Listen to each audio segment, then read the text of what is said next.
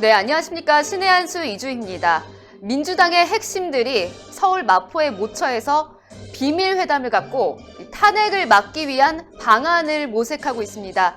민주당의 핵심들이 탄핵을 걱정하다니 자기들도 문재인 정권의 실정과 폭정에 대해서 자인하는 것이 아닌가 싶습니다. 자세한 이야기 홍철기 기자 나눠보겠습니다. 네, 안녕하십니까? 안녕하십니까? 네, 이거 어떻게 된 일인가요? 민주당의 실세 5인방이요. 네. 탄핵을 걱정하는 모임을 갖고 그 탄핵을 막기 위해서 비례정당을 만들기로 한다. 이런 얘기가 지금 보도에 나오고 있는데요. 네. 그 내용이 정말 충격적입니다. 예. 왜냐하면은 문재인에 대한 탄핵 걱정을 다른 사람들이 아니라 바로 민주당의 핵심 중에 핵심들이 했다는 것이 충격이고요. 네. 그리고 그 해법으로 민주당의 자매정당인 비례민주당을 만들어서 마치 미래통합당의 자매정당인 미래한국당처럼 비례정당을 내세웠다는 점도 충격입니다. 최근 손혜원과 윤건영 같은 사람들이 비례민주당 논의를 끌어올리긴 했습니다마는 그럼에도 불구하고 그건 외곽에서 나온 얘기였는데 그게 아니라 당의 핵심 중에 핵심들이 그런 얘기를 했다는 거 정말 충격적입니다. 네. 문제는 바로 여기에 있습니다. 이게 어떻게 해서 새어나왔느냐. 마포의 어떤 식당이라고 하는데요. 마침 모 일간지의 기자들이 같은 식당에서 식사를 했다고 합니다. 다른 방이었다고 하는데 소리가 아마 다 들렸다는 것 같아요. 네. 일부러 들으라고 한 건지 어쩐지는 모르겠습니다만 어찌되었던 네네. 마치 초원복국 시절에 초원복집 시절에 우리가 남이가 했던 것 같이 만천하의 마포 5인 회동에 민주당 핵심 5인방의 목소리들이 생생하게 바깥으로 지금 전달되고 있는데 그 중에 제일 중요한 얘기는 바로 탄핵을 걱정한다는 메시지입니다.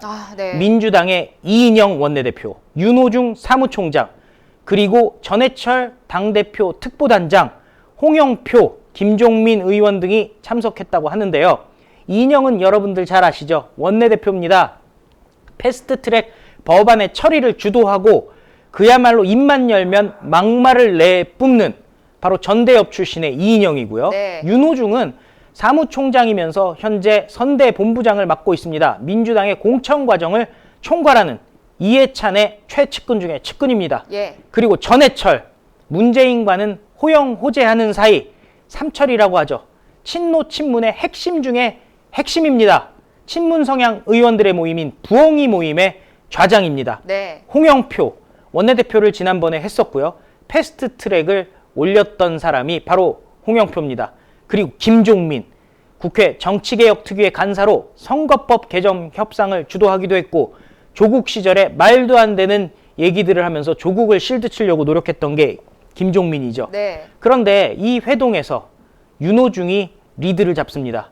사무총장으로서 사회를 본 듯한 느낌인데요. 이렇게 얘기합니다.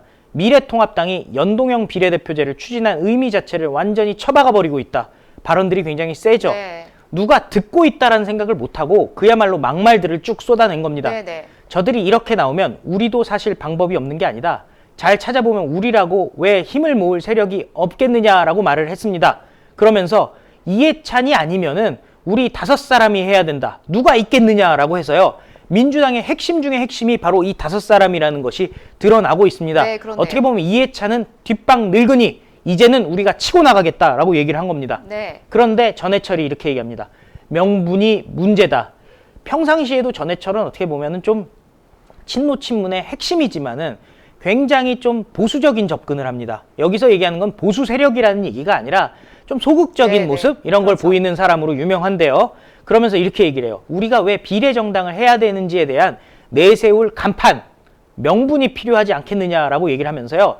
쉽지 않은 일이 될 것 같아 라면서 그렇다고 손 놓고 있을 수도 없고 아유 참 이거라고 얘기를 했다고 합니다. 네. 그때 김종민이 나섭니다.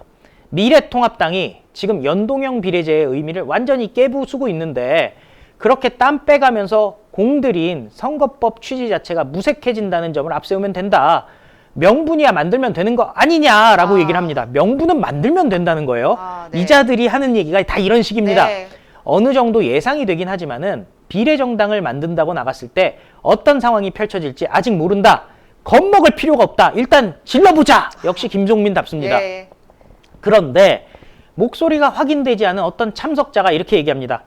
탄핵 얘기를 하니까 대통령 탄핵을 막기 위해서라도 우리가 어쩔 수 없이 해야 되지 않겠나라는 말이 나와요. 탄핵 얘기가 나왔어요. 예.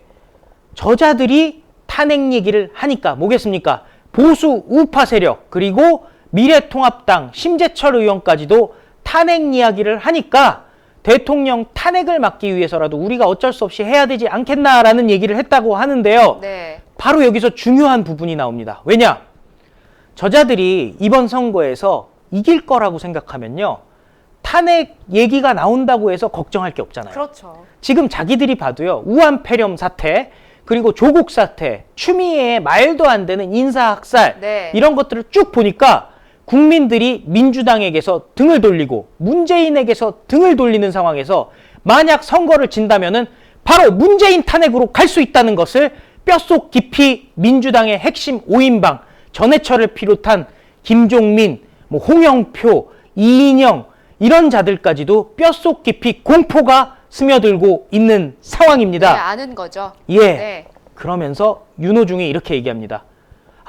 힘을 모을 세력이 없겠느냐 그러니까요. 김종민이 비례정당을 만들자고 독자 창당론을 주장을 합니다. 반면에 윤호중은요. 이렇게 얘기합니다. 네. 그냥 기성정당이나 신생정당 중 하나를 포섭해서 그냥 이렇게 연대를 하자 이런 식의 얘기를 해요. 그랬더니 갑자기 이인영이 아주 충격적인 얘기를 또 합니다. 네. 연대의 대상을 제안했는데요. 그게 무슨 얘기냐? 네. 심상정은 안 된다라고 또 소리를 쳤어요. 정의당은 안 된다. 그렇죠. 정의당이랑 같이 하는 순간 똥물에서 같이 뒹구는 것이라고 말을 했다는 거예요. 아니 그동안 4+1로 손을 합쳤던 이인영이요. 사실 4+1 자체를 이인영이 추진한 거 아니겠습니까? 예. 그런데 심상정이랑 같이 가면은 똥물에서 같이 뒹구는 것이라고 얘기를 합니다. 한마디로 심상정이랑 같이 못 간다라고 얘기를 한 거죠. 네. 그러자 또 전해철이 이렇게 얘기해요. 아니 애초에 선거법 자체를 이렇게 했으면 안 됐다라고 얘기를 하면서요. 비례대표 47석 중에 17석과 30석 이렇게 나눴지 않습니까? 네. 캡을 넣어가지고요. 네. 병립형이라고 해서 기존 정당이 가져갈 수 있는 17석과 함께 연동형 30석 이렇게 나눴는데 이거 네. 진짜 말이 안 되는 거다. 연동형 비율 더 낮췄어야 된다. 한마디로 자기네들이 추진했던 연동형 비례대표제 후회한다는 얘기를 네, 꺼낸 그렇죠. 겁니다. 진짜 말이 안 되는 상황이에요. 그런데 또 다른 참석자가 이렇게 얘기합니다. 그 얘기 지금까지 하면 진짜 큰 싸움 난다. 그건 다 지나간 일이라고 말을 합니다. 한마디로 민주당에서도요. 연동형 비례대표 후회하고 있고 네. 지나간 거니까 그냥 덮어두자. 이런 식으로 얘기를 합니다. 그러면서 그때 이렇게까지 될 줄 알았느냐. 한마디로 선거 폭망, 문재인 탄핵에 대한 걱정, 공포가 이자들의 몸을 휘감고 있는 겁니다. 네. 그때는 공수처가 걸려 있는데 어떻게 할 수 없었다라고 얘기를 하면서요. 네. 이자들은요.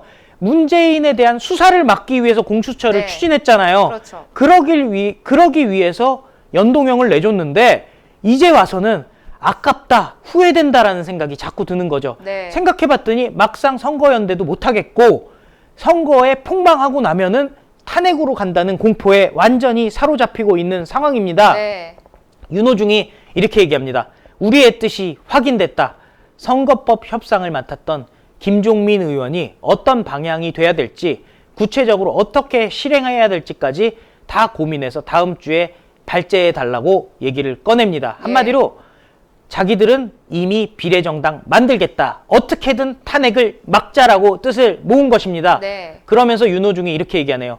모두의 뜻이 모인 것으로 합의하고 한번 잘해보자라고 화이팅까지 외쳤습니다. 참 자기께 자기가 빠진 거예요. 예, 한마디로 이자들이 연동형 선거법 때문에 자기들이 그냥 완전히 망한 것을 자인했고요. 네. 문재인의 폭정도 자인을 했기 때문에 네. 탄핵 걱정까지 지금 하는 상황이죠. 그러니까 결국은 뭐겠습니까? 이제 조금만 더 밀어붙이고 네. 총선에서 승리만 한다면은 네. 아무 문제가 없습니다. 네. 이제는 그냥 총선에서 투표해서 네. 탄핵으로 가면 되는 겁니다. 네. 문재인의 동생이라고 할 수 있는 전해철까지도 걱정하고 있고요. 조국을 수호하겠다고 나서던 김종민도 이제는 탄핵을 두려워하고 있고 네. 이 자들은 그렇기 때문에 비례정당이라는 마지막 카드를 쓰려고 하는 겁니다. 네, 알겠습니다. 오늘 말씀 감사합니다. 네, 문재인 정권의 탄핵을 막기 위해 본인들이 직접 만든 연동형 비례대표제를 무력화시키자는 비례정당을 만들겠다니 정말 후안무치합니다.